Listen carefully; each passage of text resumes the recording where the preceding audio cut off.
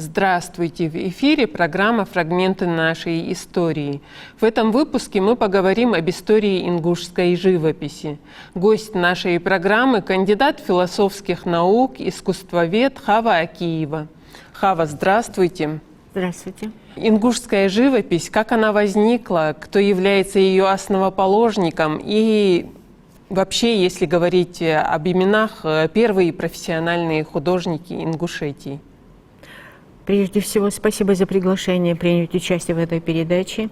И я думаю, что для многих наших телезрителей, слушателей это будет очень интересно узнать об особенностях такой сложной, я бы сказала, структуры, как искусство. У него есть свои впереди стоящие люди, творческая интеллигенция, среди которых выделялись отдельные личности, которые уходили вперед и пытались в своих рисунках, если он занимается изобразительным искусством или декоративным прикладным искусством, отразить именно свое понимание мира, который его окружает, и его красоту. То есть законы красоты, как на ингушском языке говорил доктор философских наук Танкеев Абукар Хожалиевич, хозл, а если эти именно направления в разных предметах и явлениях природы, хозлоныш, как формировалась эта эстетическая категория прекрасного, и еще более выше, как в эпоху античности у древних греков, возвышенная. Следовательно, в ней тоже есть своя история. И вы прекрасно, наверное, все знаете, что у нас в республике один единственный государственный музей изобразительных искусств, который в прямом отношении коллектив под руководством Любовь Исаевны Тумгоевой занимаются искусством. Но видов искусств много, а в каждом виде есть особенность жанра. А, конечно, его создают творческие люди. Так вот, кто стоял у истоков формирования, мы с вами мысленно уйдем в данном случае в археологию, этнографию. И, конечно же, первая археологическая экспедиция на территории горной Ингушии была в 1926 году.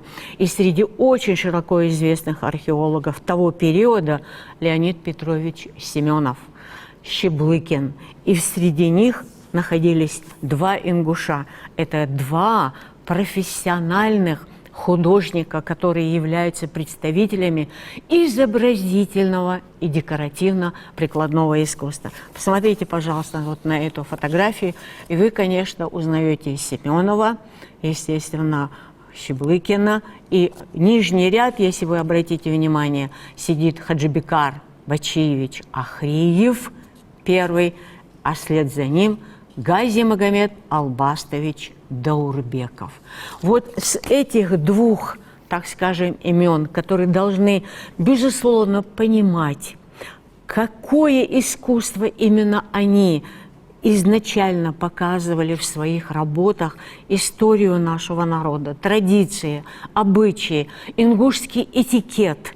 И в этом отношении, когда наши молодые современники много только смотрят в средствах массовой информации посредством телефонов, компьютеров и так далее, но если нет этой базовой основы, ни в одном из средств массового современного, естественно, информационного блока он практически ничего не узнает. О чем бы хотелось поговорить, конечно, говоря вообще о живописи, говоря об основоположниках, мы не можем не затронуть их биографии. Конечно. Это выпускники, что Хаджибекар Ахриев, что Гази Магомед Даурбеков, выпускники по тем временам ведущих учебных учреждений именно по этому профилю. По вот искусству, они как раз и называют. Вот что интересно, да, вообще это по тем временам, ну понятно, что им пришлось встать у истоков, так? Да, да. И по тем временам непривычно для нас, да, вообще непривычно, это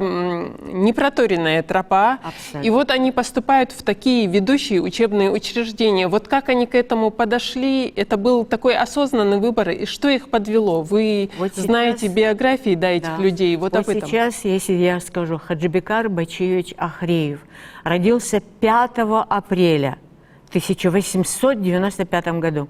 селение Фуртоук, которое даже сегодня не каждое учебное заведение может повести своих студентов, учащихся, и показать высокогорное селение, в котором именно родился представитель тейпа Ахриевых, который стал первым профессиональным художником, потому что он закончил Строгановское, естественно, высшее учебное заведение, его называют сокращенно ВХУТИМАС.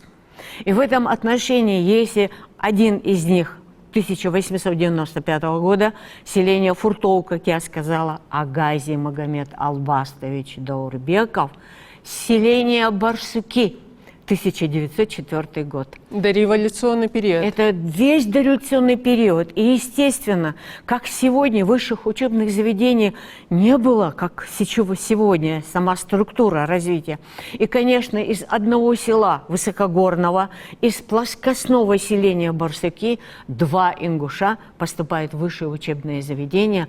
И при этом педагоги просто удивлены их природным дарованием, который, даже не имея психолога по тем временам, родители вкладывали в своих детей именно понимание красоты окружающего мира. Даже как красиво должен стоять мужчина, юноша, ребенок, женщина, девушка, девочка. И все это мы с вами увидим в некоторых ранних работах, как у Ахриева, так и у Даурбекова. И в этом отношении это свидетельство о том, что они закончили это высшее учебное заведение. И это документ, который, естественно, я собирала после того, когда я была приглашена в Чечено-Ингушский республиканский краеведческий музей директором Фатимой Идрисовной Кудусовой-Далаковой. Вот возвращаясь к биографии наших основоположников, вот этот выбор направления, да, живописи, абсолютно непроторенная тропа, как это случилось? Как они подошли к этому? Во-первых, если мы возьмем Хаджибекара Бачиевича Ахриева, с малого возраста, как мы говорим, с детского периода, он все каждый раз удивлялся, подходя к той или иной башне. На нем находился, естественно, как современники говорят, петроглиф, то есть высеченный на камне какое-нибудь изображение. И он каждый раз начинал спрашивать у своих старших, и у отца, и, естественно, у дяди, а сам тейп Ахриевых, наверное, вам о многом говорит. Это и Чах Ахриев, это и Садулла Ахриев, это и Гапур Ахриев, это и Рашидбек Ахриев, и многие последователи, которые вот в каждом новом поколении они давали уникальную личность в разных направлениях. Во-первых, для того, чтобы, в принципе, этот интерес возник, ребенок не только сидел дома в башне жилой. Если вы, конечно, были в селении Фуртоук и видели родовую башню тейпа Ахриевых, и, естественно, разговаривали с их родственниками, которые сегодня, одни живут в Москве, другие живут здесь, в Ингушетии и так далее. Их воспоминания, когда я с ними встречалась в Москве, в их квартире, и они показывали мне фотографии, которые Хаджибекар Бачиевич Ахриев сохранил, это раз. И опять-таки в городе Малгобек, когда я выезжала с передвижной выставкой, я остановилась именно в интернате, директором которых был Борис Умарович Льянов. А в этом интернате работала старшая дочь Хаджибекара Бачиевича Ахриева, Ханифа. И когда он нас познакомил, когда мы 3 дня уже в этой командировке пробыли, он меня подводит и говорит: познакомься, вот это старшая дочь Хаджибекара Бачиевича Ахриева. И когда мы познакомились, начали вести, как вот сейчас с вами диалог, она меня пригласила к себе домой, она преподавала в этом школе-интернат и показала мне резьбу по кости именно Хаджибекара Бачиевича Ахриева. Это была круглой формы, как диадема, и в резьбе по кости, а это кабаний клык, и в этом отношении слоновая кость, это настолько утонченная именно резьба была, что волосы, которые именно скрепляла роза, каждый листок этой розы на кроне волос у супруги, которую звали Хава, сохранилось и золотое обрамление. Это были маленькие фигурки людей, статуэтки так называемые, которые он приносил, естественно, издавал, как сегодня у нас есть многочисленные киоски, в которых можно купить сувенирный продукт, потому что семью нужно было кормить. В 1932 году он становится членом археологической экспедиции, и Леонид Петрович очень высоко о нем отзывается и говорит, это великолепнейший знаток ингушского языка и ингушской национальной культуры. Мы знаем, что и Хаджибекар Ахриев, и Гази Магомед Даурбеков участвовали в археологических они были экспедициях. вдвоем и сопровождали Щеблыкина. Щеблыкин по тем временам, если даже он делал элементы фотографии рисунков, то это его увлекало, насколько именно находясь в горной зоне, люди, которые не имели вроде бы профессионального образования, но их природное дарование их толкало отразить именно красоту этого оленя, потому что перед входом в жилую башню над дверным блоком находились оленьи рога. Это не для того, чтобы сегодня получать деньги, а потому что это был символ красоты, добра и взаимопонимания членов именно семьи, которые живут в этой башне. Мы знаем, как результат, многие работы, что Хаджибекара Ахриева и Гази Магомеда Даурбекова посвящены как раз-таки нашим памятникам архитектуры, памятникам археологии, очень много работ. Да. Я вам покажу форзац уникальной работы, книги, повести выдающегося русского писателя Льва Николаевича Толстого. И вы, конечно, если латинский язык вы еще знаете, то вы прочитаете «Хадж Мурт» в европейской транскрипции «Хаджи Мурат». Книжная графика, которой обладал именно Гази Магомед Албастович Даурбеков, это уникальное направление творческого процесса. И в этом отношении, когда он начинает ее иллюстрировать, посмотрите, один из главнейших персонажей самой повести – сам Хаджи Мурат. Вот весь его внешний, так скажем, горский тип одежды. А мы открываем с вами сегодня для нас с вами, для многих людей, именно, посмотрите, я вам говорила, резьбу по кости, вот она находится, портрет супруги Хаджибекара Бачиевича Ахриева Хава, это его жена. А дочь во время депортации Ханифа собрала вокруг себя своих братишек и сестренок и сказала, вот у нас есть папина работа, если мы ее продадим или обменяем, у нас будет зерно, мы можем с вами покушать. Ни один из детей на это не согласился. И таким образом это уникальный медальон был сохранен до сегодняшнего дня. Хава, как раз говоря об оставшемся наследии этих двух художников, и Хаджибекара Ахриева, и Гази Магомеда Даурбекова, что стало с этим наследием? Насколько мы знаем, некоторые работы Хаджибекара Ахриева в Ставропольском музее. Да. Что есть сегодня у нас в республике по наследию этих двух художников? Вообще, что сегодня дошло до нашего времени? Наследие не только двух художников, но и археологической и этнографической экспедиции, которые находились в фондах музея, они не возвращены, раз. Часть из них уничтожена, это в результате военных действий, а часть, естественно, похищена, и до сегодняшнего дня ни один экспонат пока еще не найден. Ибо если он где-нибудь, на каком-нибудь аукционе его будут показывать и, естественно, реализовывать на продажу, то есть возможность доказать, из каких фондов, то есть какому народу, какому мастеру, это докажет, естественно, эксперт-криминалист в области изобразительного искусства. Если я правильно поняла, Хава, в основном наследие наших художников находилось в Чечено-Ингушском музее в Грозном, да? Во-первых, их не вывезли, это раз. а во-вторых, когда была возможность их вывести, этот вопрос актуальным не был. Да, в результате депортации 1944 года гораздо раньше по указу соответствующей ЦК ВЛКСМ и так далее, КПСС, которые давали закрытое письмо и говорили, что начинается Великая Отечественная война, самые ценные экспонаты увозите в другие районы. И в этом отношении именно часть 7 произведений Хаджибекара Бачиевича Ахреева оказались в Ставропольском краеведческом музее «Право и Прозрителево». Благодаря этому, да, сегодня они сохранились. Да. Они сохранились. Аханько, который является директором этого музея, мы встречались, и, естественно, я для своей статьи делала публикации, чтобы действительно осветить в журнале ВАК именно о его особенностях в технике акварель и, естественно, в резьбе по кости.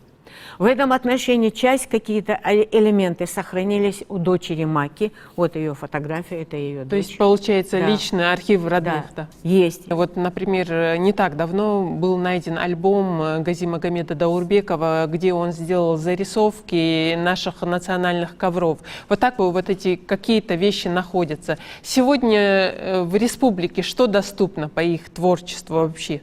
Вот я вам покажу коллекцию фотографий. Вот посмотрите. Вот за эта фотография с картины, которая была показана в 1931 году в Ростове-на-Дону на Олимпиаде искусств народов Северного Кавказа, за которую он получил призовое место. Вот такой памятник он именно создал как архитектор, скульптор Идрису Зязикову, который мы так и не поставили. Вот вам, пожалуйста, типаж ингушской женщины, то есть ее тип. Если бы, конечно, у нас был бы антрополог. Это работы... Это Даурбекова, Гази Магомеда Гази Албастовича. И в этом отношении, если даже и родственники сохраняли эти фотографии, и даже рисунки сохранила Мака, как я вам показала, то опять-таки даже на основании этого материала мы можем судить о творчестве, о особенностях стиля. Это и реализм, в котором, естественно, на основании типаж, или если даже, вот, например, смотрите, какой уникальная работа. Портрет «Красный партизан» Богатырев Салаудин. Смотрите. Это с оригинала, то есть портрет, сделанный вот с той ухмылкой, мягкой, который этот красный партизан, естественно, должен был, естественно, только внимательный художник, очень эмоционально чувствующий, мог понять, что он вспоминает. А Серго Орджоникидзе он спас. Он посадил его селение мужичи в дупло столетней давности, и когда Деникин захватывал селение Сурхахи, Икажева и Кантышева и гнался за ним, он спокойно сказал: вот здесь и тихо-тихо. И когда Деникин обошли все эти селения и никого не нашли, они ушли, а тогда он его проводил. И опять-таки гражданская война, в которой, естественно, принимали участие абсолютно все ингуши, точно так же, как и Великая Отечественная война. Это отдельная просто тема идет. Но в творчестве Гази Магомеда Албастовича Даурбекова он с записной книжкой и карандашом не расставался никогда. Никогда. Куда бы он ни шел, если этот персонаж ему понравился, он сразу вытаскивал эту записную книжку и начинал делать набросок рисунка. Период 20-30-х годов на очень высоком уровне оценивалось творчество, что Хаджибекара Ахриева, что Гази Магомеда Даурбекова. Да. И Гази Магомед Даурбеков становился победителем многих конкурсов. Многих. Он был на Олимпиаде. Да. А вот, например, фотография, вот, на котором присутствовали все наши и актеры, и певцы, и музыканты на этой Олимпиаде, какие призовые места, в принципе, они занимали. Хава, если говорить о становлении, начальном этапе развития нашей национальной живописи, хронологические рамки, вот период, если обозначить, какие это годы и что было сделано за этот период в общем? Ну вот примеры, если мы затронули первых художников, это 30-е, 40-е, ну чуть-чуть переходят налево и направо.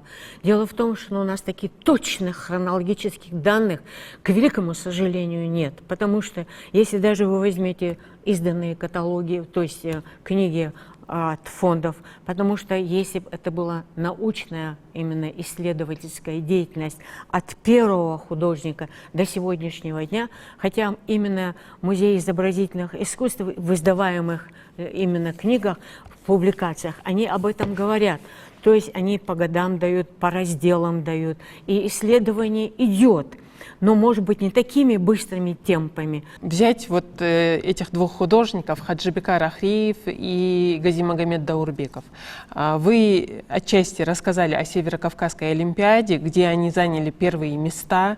Естественно, они обратили на себя внимание. И вообще в те годы эти художники были известны далеко за пределами Ингушетии на центральном уровне. Да. Конечно, они привлекали внимание, они взаимодействовали с другими художниками, но именно в рамках Ингушетии, в рамках нашей вот Ингушетии, родной, на родине, кто пошел вслед за ними именно в тот период, до депортации, скажем так? Кого они еще зажгли, проще говоря, вот этим делом? Интересный вопрос. Да. Для исследователя это будет очень интересно. Но вот, Если мы обладаем, конечно, такими данными сегодня. во-первых, такими данными или такие сведения, именно последователей на сегодняшний день, к сожалению, я вам назвать не могу. Нет таких, да, сведений? Тогда вот этот период, получается, становление, начальный этап, это имена вот этих двух художников, Это да? да. Это да. Потому что, в принципе, опять-таки, если бы исследовательская мысль работала, то можно было поехать в архив Беломорканала и узнать, каким образом и как погиб или был убит, а может быть, действительно, сам умер Хаджибекар Бачевич Ахриев. Потому что слово «мастерская» и своя художественная школа, это попозже появилось такое направление, и не каждый художник мог себе это позволить. Мы знаем, что Хаджибекар Ахриев, к сожалению, подвергся репрессиям. Да. По ложному обвинению и трагически погиб. В 1944 году, период депортации. Да, понятно, что никакой речи вообще о живописи, о развитии каком-то в культурном плане в этот период депортации, в общем-то, не шло. Но вот судьба наших художников, как вообще складывалась их жизнь в период депортации? Да. Вот теперь смотрите, даже в период депортации, если даже мы оставим именно тот переселенческий период, потому что это было в разных районах Казахстана, Азии и так далее, то в самом именно генетическом направлении, мне кажется, что Дауд Ахриев, а это близкий родственник, естественно, воспринял от Хаджибекара Ахриева какие-то ценности. Да, он закончил тоже, в принципе, в Санкт-Петербурге Академию Репина художественную, и потом уехал в Соединенные Штаты. Когда я говорю генетика, это очень интересное и тонкое исследование. Я, к сожалению, не антрополог, и, естественно, доказать это не могу. По возвращении нашего народа из ссылки, мы знаем, уже в последепортационный период наша национальная живопись получила, что называется, второе дыхание. Вообще все сферы культуры возродилось все. Именно как в последепортационный период складывалась история нашей национальной живописи. И, конечно, мы всех не перечислим, но наиболее такие яркие имена, которые именно в этот период, звезды, которые зажглись. Да. Вот именно после возвращения, даже когда мы находились в ссылке, вот наши национальные традиции и обычаи, старшее поколение, оно стремилось сохранить, какая бы трудность перед ними ни была. И это пережитое передавалось художникам, которые в своих полотнах, даже современники, пытаются. Ашат Даурбекова пишет портрет очень преклонного старика, то есть по возрасту. Он едет как будто в поезде, перед ним большое окно. И в этом отношении Ашат Даурбекова покажет, он проезжает какое-то место, и это место напоминает ему историю прошлого, своей трагической истории. Ашат Даурбекова я вам назвала, Батыр Даурбеков я вам назвала, Накир Азиев я вам это резьба по дереву, Картоев Магомед, резчик по дереву, Кариев Магомед, Аздоева Лида. Это, в принципе, опять-таки, чуть-чуть они касаются современного, но в какой-то период. Но из многих работ уже сейчас в возрасте Зелимхан Эсмурзиев, Хош Ахмед и Магожев. В этом отношении это так еще, они хорошо держатся, да, может быть, зашкаливать под 70, но в своих работах, именно когда даже мы готовились к этой международной выставке, показать именно ушедшим в период русско-турецкой войны под руководством Мусы Кундухова добровольная депортация в Османскую Турцию. 2,5 миллиона человек было сагитировано. Самых-самых рьяных.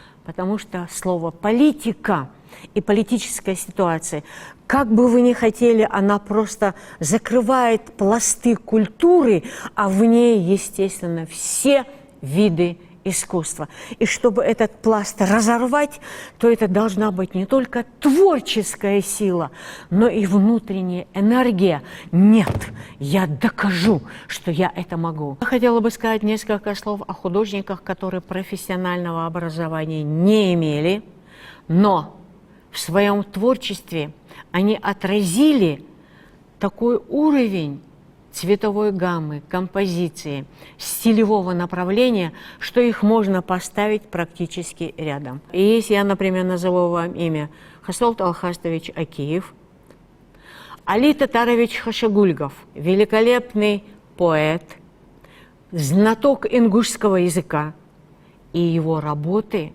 практически на каждую работу философия, как у Сальвадора Дали, Пикассо, Марка Шагала, потому что каждый пейзаж потребует от зрителя думать, что хотел цветом, сюжетом, этой панорамной пейзажной частью нам передать. Вот если, да, я извиняюсь, говорить о последепортационном периоде в национальной живописи, в истории национальной живописи, вот этот этап, это этап чего? После депортации, прежде всего, это возвращение к истокам, какие были традиции, какие были обычаи, национальный тип одежды, диалог. И в этом отношении сами предметы быта, то есть эстетика быта, она не ушла ни на второй, ни на третий план. Потому что, оказавшись в другой среде, общаясь с другим языком, мы начинали понимать, что не все люди одинаковые, что именно в человеке, как говорил в свое время Сократ эпохи античности, самое главное – это его душа. Хава, мы знаем, что 90-е годы – это уже новый этап в истории ингушской живописи. Конкретно в 92-м году образовалась Ингушская республика, и в 93-м году открылся Государственный музей изобразительных искусств. Это мощнейший толчок вообще в развитии национальной живописи. Вот уже об этом периоде говоря, как все начиналось, как был открыт музей, кто стоял у истоков открытия музея как раз-таки, кто руководил этой работой вот на тот период. Да. Возрождать в сфере культуры и, естественно, опять возрождать и изобразительных мастеров, то есть изобразительное искусство ингушских мастеров. И опять-таки мастеров декоративно-прикладного искусства. Это было очень и очень тяжело.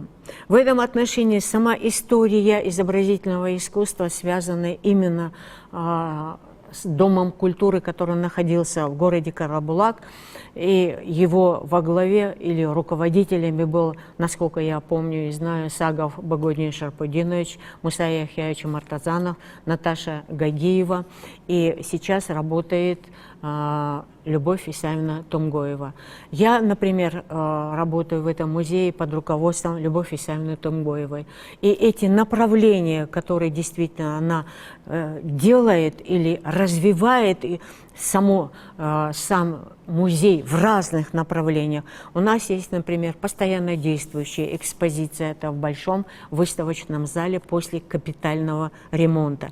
Есть зал, в котором, естественно, делаются персональные выставки, и как-то я вам показала именно вот все эти каталоги, персональные выставки, которые проводились в этом выставочном зале. И опять-таки каждая выставка – это, естественно, подготовить буклет, в котором отражено именно биографические данные и, естественно, сами произведения, которые автор приносит в музей. Смотрите, вот такое издание, в котором картины, которые находятся в фондах музея, и после персональных выставок, вот такие каталоги, когда издаются, затем идет научный анализ этих работ, и издается вот такая книга, которая, естественно, может иметь каждый, кто пришел на открытие выставки или на презентацию данного пособия.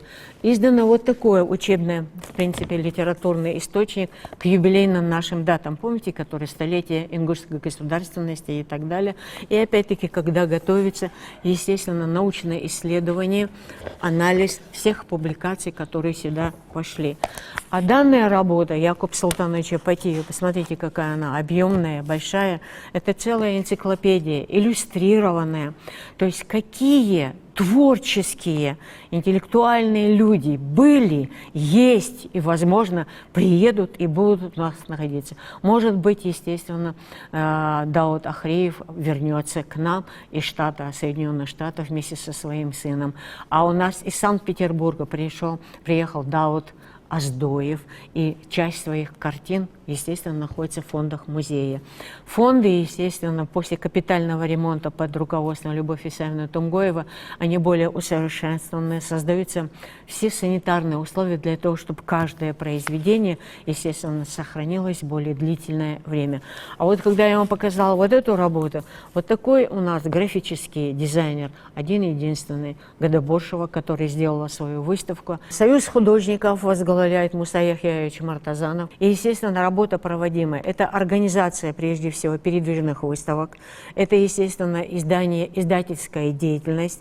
Это, естественно, экскурсионная деятельность, которая приходит именно различные школы, дошкольные учреждения именно в его класс, так называемую школу детского художественного, и возбуждает интерес у маленьких детей не только как воспитательницы, которые проводят эту работу, но и еще на одну ступень выше. Хава, если говорить конкретно о перспективах нашей национальной живописи, как они вам видятся, и вот как бы вам хотелось, чтобы дальше развивалась наша национальная живопись ингушская? Сегодня, я думаю, что если бы Фатима Юсуповна Албакова открыла бы у нас в университете художественно-графический факультет, как она будет и кто там будет руководить, меня это абсолютно не касается. Я думаю, что для многих творческих юношей и девушек уезжать за пределы не надо было. Они могли бы получать образование именно здесь, находиться, естественно, у себя дома. В этом отношении это развитие на более широком уровне этого творческого именно потенциала, который дала сама природа. Это наша обязанность и профессиональных специалистов. Сегодня, Хава, в общем, на каком уровне вот, вам кажется наше национальное искусство изобразительное, в частности, вот, ингушская живопись? Но если мы даже возьмем пятибалльную систему, к примеру, да, как оценка, я могу поставить только 4. Ну, есть куда расти. Но четверка – это хорошая оценка. Да. Есть возможность. То есть есть потенциал. То есть должна быть идея, которой, к сожалению, нету. И если эта идея возникла, и человек ее решает так, как он думает, есть общепринятые ценности, выйти на мировой уровень, и если наш башенный комплекс ВАУВ вовнушки, это мировое достижение, когда ни одного профессионального образования у этого архитектора не было, подъемного крана не было, сантиметра не было, циркуля не было, и на его на вышку не поднимали, чтобы сделать ступенчато-пирамидальную кровлю. Как этот мастер мог подняться на такую высоту и так идеально делает ее, естественно, 4 грани, естественно, машиколь и ступенчато-пирамидальную кровлю с замковым камнем наверху. Одним словом, если подводить итог тому, что вы сказали, нужна возможность талантам развиваться, и нужна соответствующая среда. Конечно. Хава, наша программа подходит к концу. Мы благодарим вас за участие. Спасибо вам тоже. Я думаю, что если нашим телезрителям наша передача с вами понравилась, информация была полезной и интересной, мы встретимся еще раз. Да, обязательно. Спасибо. Мы благодарим вас еще раз. И также благодарим за внимание наших зрителей. Напоминаем, что в этом выпуске мы говорили об истории ингушской живописи. Спасибо, что были с нами. Всего вам доброго.